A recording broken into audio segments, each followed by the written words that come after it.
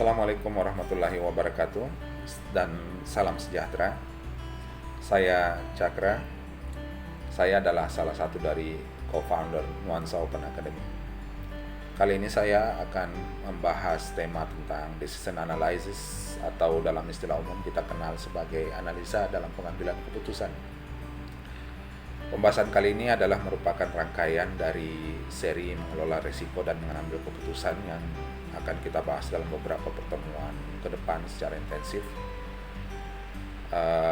Pada kesempatan ini kita akan berdiskusi tentang beberapa teknik dan hal yang spesifik terkait dengan pengambilan keputusan, serta juga tentang definisi-definisi dan tahapan-tahapan persiapan dalam mengambil keputusan itu sendiri.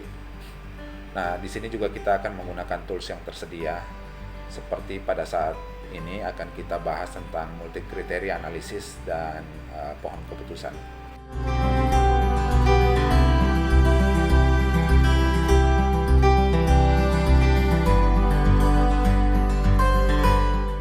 Bisa dikatakan bahwa setiap hari manusia sibuk untuk mencari solusi dari persoalan-persoalan yang dihadapinya saat itu.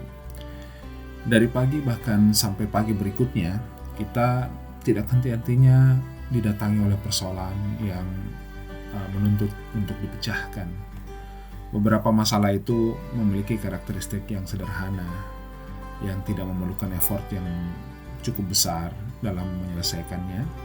Namun beberapa lainnya cukup bahkan sangat kompleks dan membutuhkan effort yang juga besar.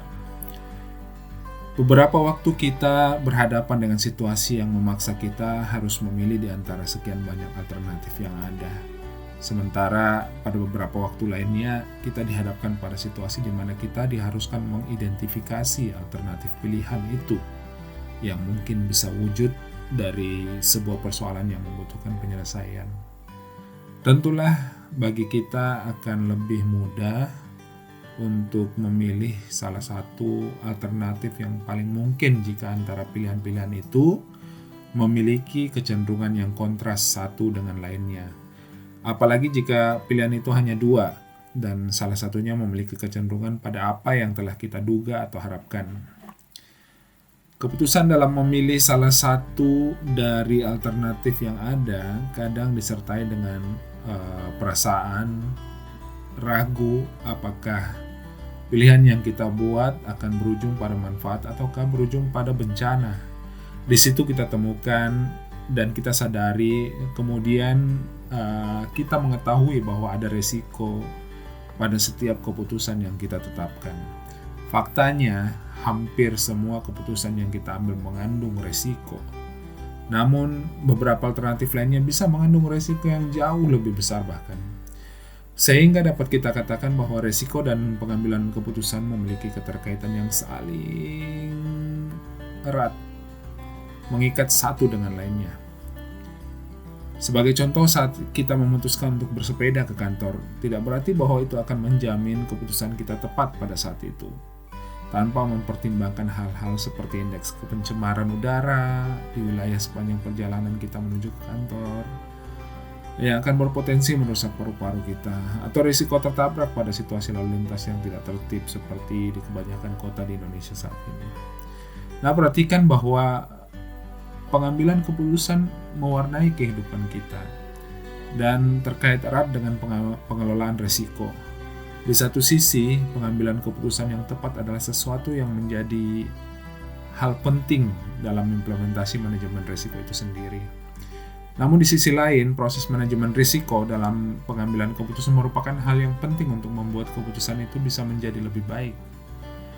Dan faktanya, mengambil keputusan itu memang tidak semudah yang kita perkirakan.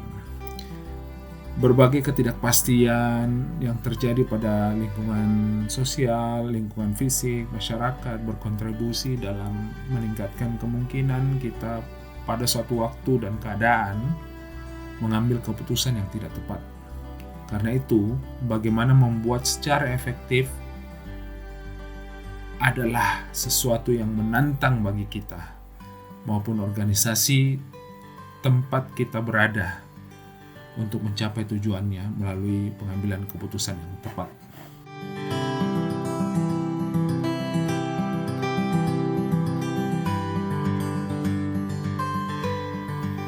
Oke, baiklah.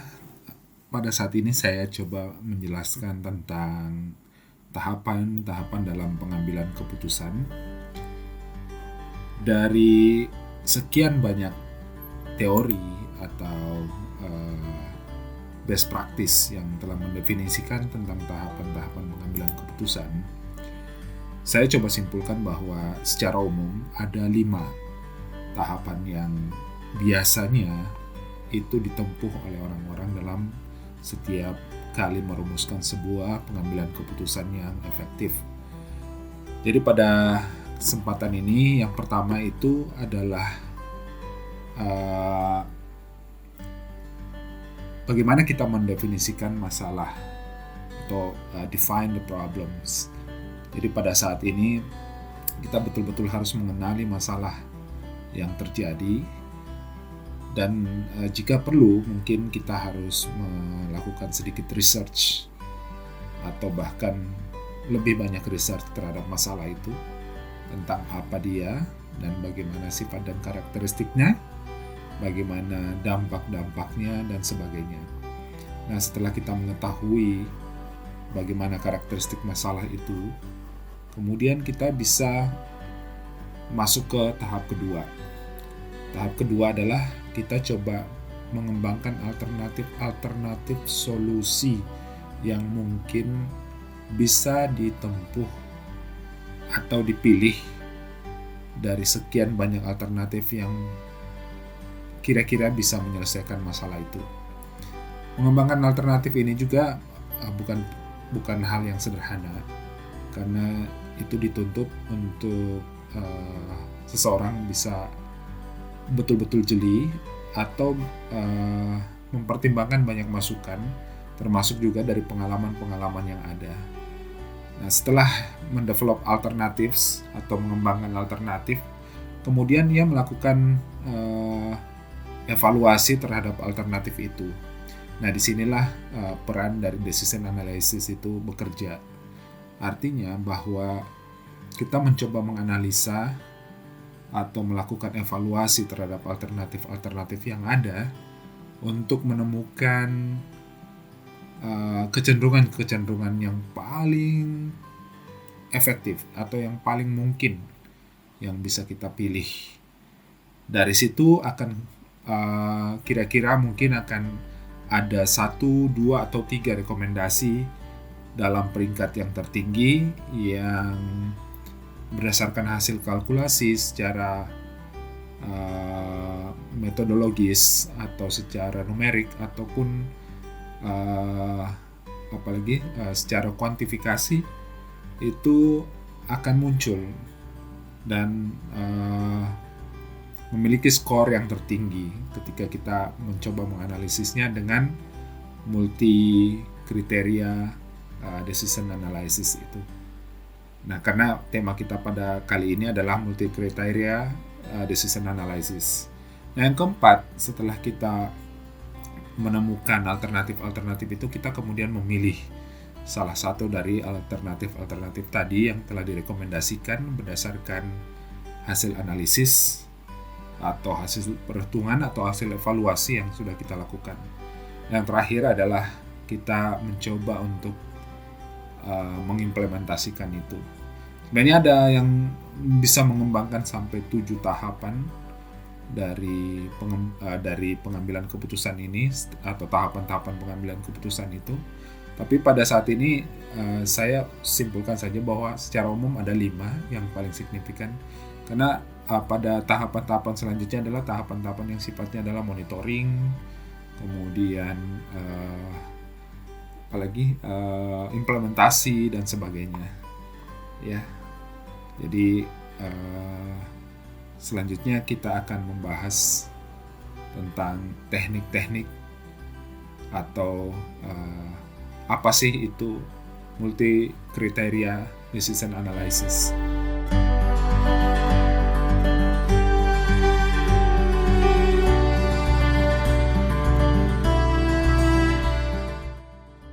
Multi-kriteria analisis adalah sebuah cara untuk menemukan kecenderungan terhadap satu pilihan dari sekian banyak alternatif berdasarkan kriteria yang kita tetapkan.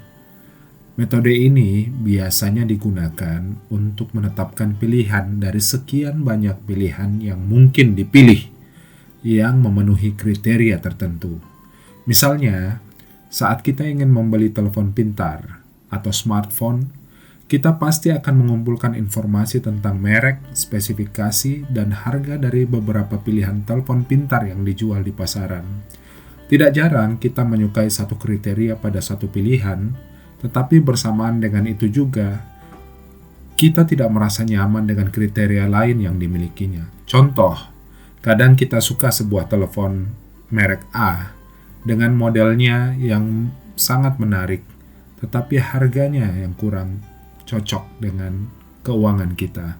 Di sisi lain, kita suka harga telepon merek B, tetapi memorinya yang kurang sesuai. Yang lainnya memiliki kamera yang tidak sesuai dan bahkan ada yang baterainya yang kurang cukup baik. Nah, dari contoh, kita akan menyusunnya ke dalam tabel. Seperti yang kita lihat di sini sudah ada tabel. Di sini ada bagian kriteria seperti yang kita lihat bersama. Ada harga, ada memori, ada kamera, dan ada baterai. Dan di sebelah sini ada pilihan-pilihan untuk kita berikan rating.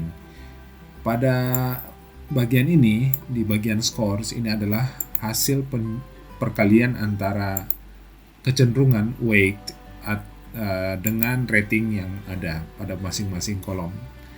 Nah, sekarang kita akan mengisi weight-nya. Weight ini totalnya harus berjumlah 100% di sini, di mana kecenderungan kita misalnya kita lebih memilih memori dibandingkan harga, maka kita akan mengisi memori lebih tinggi dibanding yang lain. Misalnya harga 25%, kemudian kamera 20%, sisanya 25% adalah baterai. Nah, dari sini kita sudah mendapatkan kriteria-kriteria dan kecenderungan-kecenderungan kita pada setiap kriteria itu. Nah, kemudian pada bagian rating, kita akan mencoba untuk memberikan rating, di mana ratingnya adalah dari 1 sampai 5. Seperti yang kita lihat pada tabel rating, 1 adalah representasi daripada sangat tidak suka, kemudian 5 adalah sangat suka sekali. Jadi kalau kita lihat misalnya setelah kita memperhatikan spesifikasi dari mobile phone 1 atau mobile phone merek A atau mobile phone pertama, kita dari sisi harga mungkin kita tidak terlalu cocok, maka kita bisa mengisikan dengan 2. Kemudian pada mobile B mungkin bisa 3. Pada mobile 3 mungkin kita bisa isi 3, dan pada mobile 4 mungkin kita bisa isi 2 sesuai dengan spesifikasi yang telah kita lihat misalnya. Kemudian pada memori kita sangat menyukai yang pada model mobile pertama, kemudian yang lainnya biasa saja. Kemudian pada kamera kita lebih menyukai yang pada mobile keempat, yang lainnya biasa saja. Maka kita isikan seperti ini. Dan untuk baterai kita menyukai yang pada mobile kedua, yang lainnya adalah biasa saja. Nah, coba perhatikan. Dari sini akan kita lihat hasilnya bahwa dari hasil analisis kita, dari hasil pilihan-pilihan kita dan kecenderungan-kecenderungan yang kita pilih sesuai dengan selera ataupun minat kita terhadap mobile phone merek A, B, C, dan D, atau mobile phone 1, 2, 3, dan 4, kita akan memiliki kecenderungan tertinggi adalah pada mobile phone nomor pertama, yaitu mobile phone pada mobile phone kedua dengan skor 3,25 yang tertinggi. Artinya bahwa mobile phone kedua adalah mobile phone yang paling direkomendasikan untuk dipilih dibanding dengan yang lainnya. Demikian cara kita untuk menganalisis dengan multi kriteria design analysis. Dan metode ini bisa digunakan untuk segala macam pilihan-pilihan atau jenis-jenis decision analysis yang lainnya. Tidak terbatas pada bagaimana kita memilih mobile phone aja. Demikianlah pertemuan kita tentang decision analysis. Kita akan bertemu lagi pada pembahasan berikutnya. Terima kasih. Wassalamualaikum warahmatullahi wabarakatuh.